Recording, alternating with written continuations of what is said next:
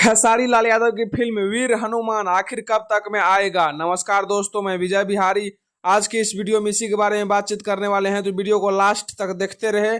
बाकी जो लोग हमारे चैनल को सब्सक्राइब नहीं किए हैं वो लोग कर ले। तो दोस्तों, आज से 2-3 साल पहले ही खेसारी लाल यादव की एक न्यू फिल्म वीर हनुमान का अनाउंसमेंट किया गया था, जिसका डायरेक्टर रत्नाकर कुमार और प्रोड्यूसर पराग पाटिल था। लेकिन इस फिल्म का शूटिंग अभी तक स्टार्ट क्यों नहीं हुआ है। लेकिन दोस्तों, उससे पहले मैं आप सभी को बता दूं कि ये जो फिल्म था वीर हनुमान, इस फिल्म के लीड रोल में नजर आने वाले थे खेसारी लाल यादव, और ये फिल्म बहुत ही ज्यादा बजट का फिल्म होने वाला था। लेकिन इस फिल्म का शूटिंग अभी तक स्टार्ट नहीं हुआ है, क्योंकि हो सकता है कि इस फिल्म का बजट ज्यादा हो और प्रोड्यूसर इस फिल्म में उतना बजट लगाने से घबरा रहा हो।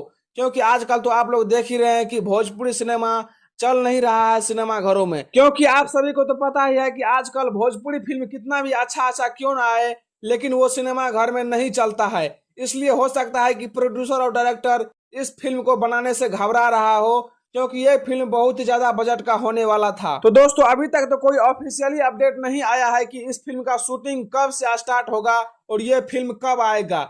बाकी जब भी आएगा तो मैं आप सभी को वीडियो बना करके बता दूंगा। लेकिन अगर ये फिल्म आता तो बहुत ही बड़ा रिकॉर्ड बना कर जाता, क्योंकि इस फिल्म का नाम था वीर हनुमान और इस फिल्म में नजर आने वाले थे खेसारी लाल यादव, जो कि बहुत ही बड़ा बजट का ये फिल्म बनने वाला था। लेकिन कोई कारण बस ये फिल्म नहीं बना है अभी तक। बाकी दोस्तों, खेसारी लाल यादव का ये वीडियो आप सभी को कैसा लगा नीचे कमेंट बॉक्स में जरूर बताएं। बाकी ज्यादा वीडियो को लाइक, चैनल को सब्सक्राइब जरूर कर दे।